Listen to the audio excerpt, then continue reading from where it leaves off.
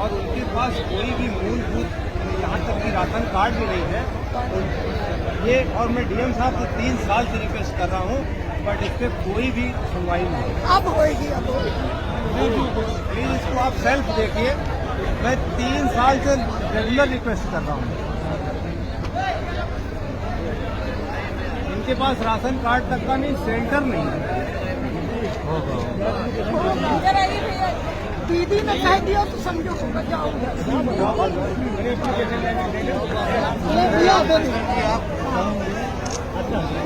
यहाँ पर नहीं खड़े रहो, देखो धक्का ना दो। साथियों नमस्कार, मैं संजय कुमार और मैं यहाँ पर हूँ बहादुरपुर ब्लॉक में। ये जायस रेलवे स्टेशन है, ये देखें, ये जायस रेलवे स्टेशन के बगल में ये आप देख रहे हैं। ये यहाँ पर तमाम सारी झुग्गियाँ हैं। इस झुग्गी में कुछ लोग तो खाना बदोश हैं, कभी आते हैं कभी चले जाते हैं, कुछ खेल दिखाने वाले हैं, कुछ अपना दूसरे तरीके का काम करने वाले हैं, लेकिन जिंदगी हमारे बिताने वाला है। लेकिन ये पुनवासी बैठे हैं। और ये 5 कई परिवार हो यहाँ पर? हम लोग 6 परिवार हैं। ये 6 झुग्गी है इनकी, जो यहाँ पर हमेशा रहते हैं। इनके बाप दादा और सब यहाँ पर रहते रहे।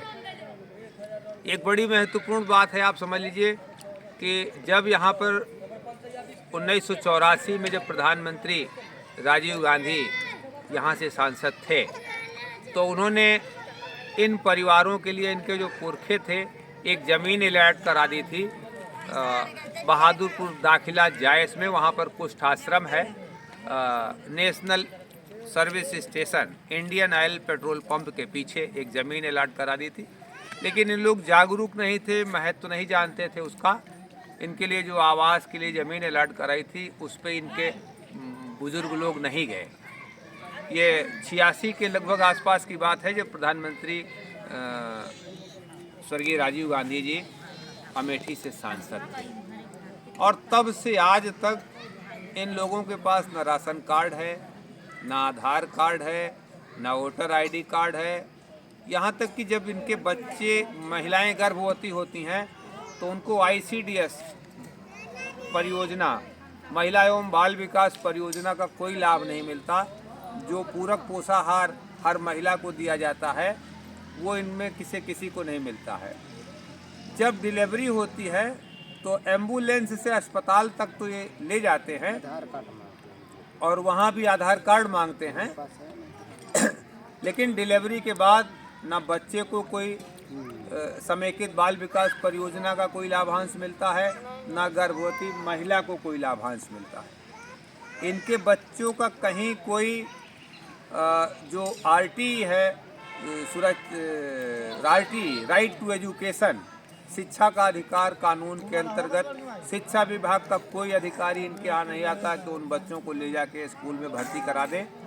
जबकि सरकार का नियम है कि जो लोग भट्ठे पर भी काम करते हैं, बाहर के मजदूर हैं, तो उनको RTE कानून के अंतर्गत, राइट टू एजुकेशन, शिक्षा का अधिकार के अंतर्गत उन बच्चों को ले जाते हैं, स्कूल में भर्ती करते हैं।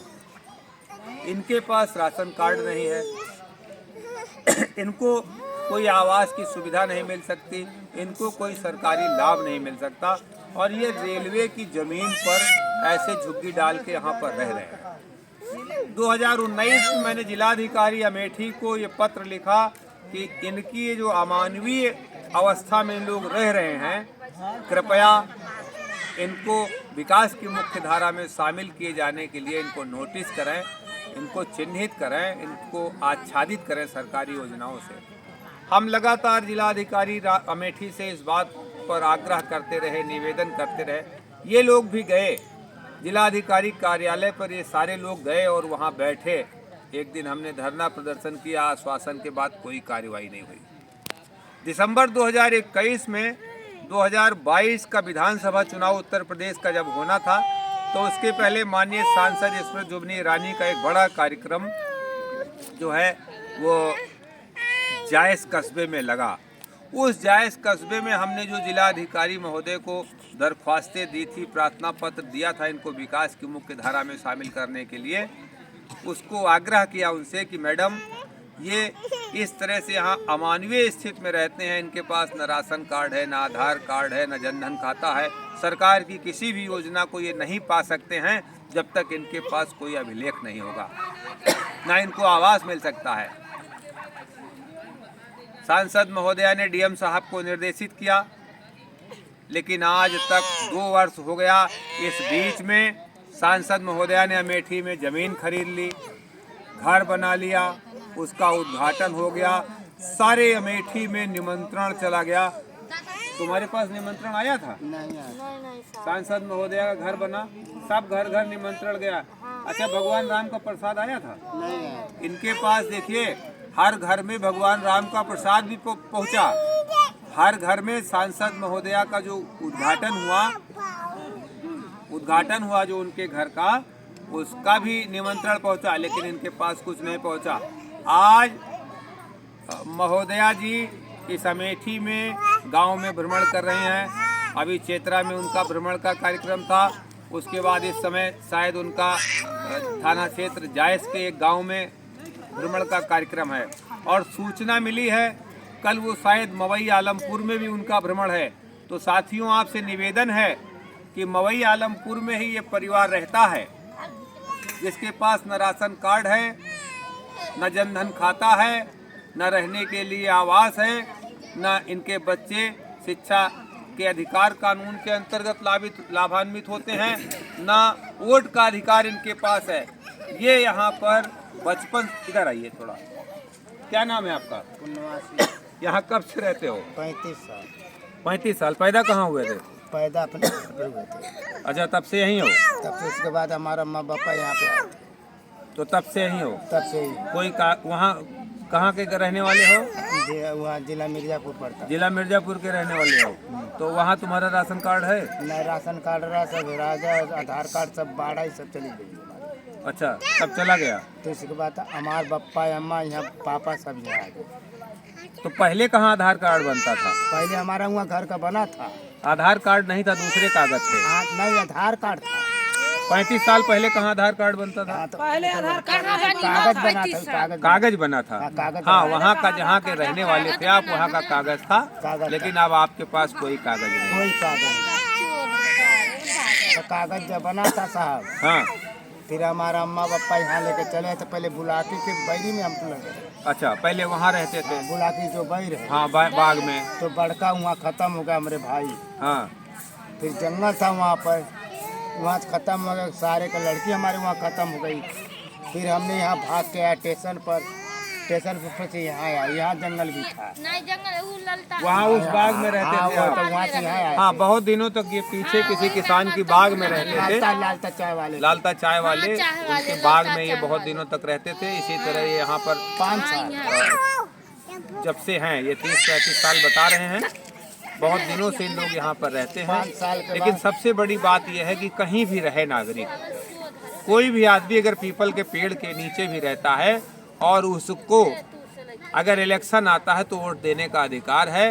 बीएलओ वहाँ पर जाए, उसका मतदाता पहचान पत्र बनाए, उसको चिन्हित करे, वो उसको वोट देने का अधिकार है। लेकिन यहाँ पर जो निर्वाचन अधिकारी है या बीएलओ है या जिला अधिकारी है, बराबर सूचना दिए जाने के बाद इनके प्रति सभी संवेदनशील हैं। माननीय सांसद अमेठी केंद्रीय मंत्री श्रीमती स्मृति जुबिनी ईरानी से मेरा आग्रह है, मुझे सूचना मिली है, वो पुष्ट नहीं है, कि वो शायद कल इस ग्राम सभा का दौरा करेंगी मवई आलमपुर का। और ये बाउंड्री जो एनआर की आप देख रहे हैं, उसके उस तरफ मवई आलमपुर है, उसके बगल में ही ये रहते हैं।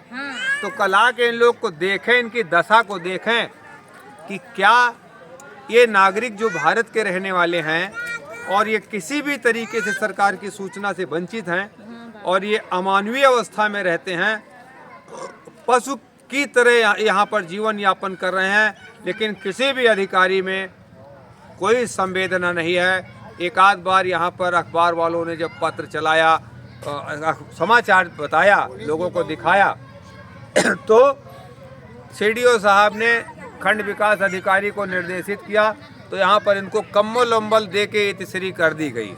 कम्बल वम्बल मिला आपको सरकारी? इस साल मिला है? तो सरकारी कम्बल इनको मिल गया है, इससे ज़्यादा इनको कोई लाभ नहीं मिला।